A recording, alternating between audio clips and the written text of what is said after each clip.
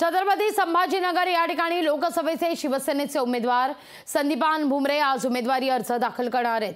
मातोश्रीचा आशीर्वाद घेऊन पंतप्रधान नरेंद्र मोदी यांना पुन्हा पंतप्रधान बनवायचे असं म्हणत मी उमेदवारी अर्ज दाखल करतो असं संदीपान भुमरे म्हणतात। संदीपान भुमरे यांच्याशी संवाद साधले आमचे प्रतिनिधी सचिन बडे यांनी।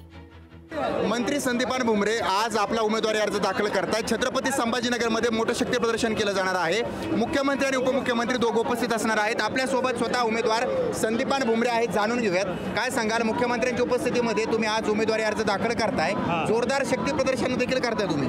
मला एक म्हणायचं की आमचे नेते मुख्यमंत्री एकनाथजी शिंदे साहेब यांच्या उपस्थितीत आणि महायुतीच्या सर्व नेत्याच्या, मंत्र्याच्या, आमदाराच्या, कार्यकर्त्यांच्या उपस्थितीत आज आम्ही अर्ज दाखल करणार आहे उमेदवारी। सकाळी औक्षण झालं, आशीर्वाद घेतला, परिवारानं काय संदेश दिलाय, काय शुभेच्छा दिल्यात तुम्हाला?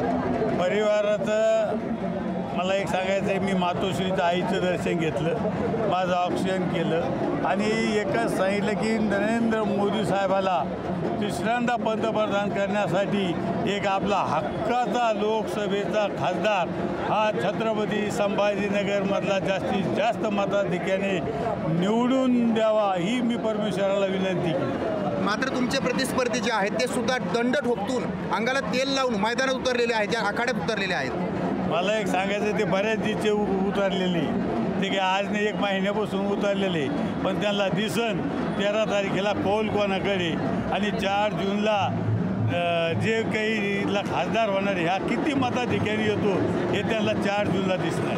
नक्कीच आपण या ठिकाणी पाहताय महायुतीची शक्ती देखील सोबत आहेत, आमदारही सोबत आलेले आहेत आणि या ठिकाणी जोरदार तयारीने शक्ती प्रदर्शन संदीपान भुमरे करतायत। सचिन बडे, लोकशाही मराठी, छत्रपती संभाजीनगर।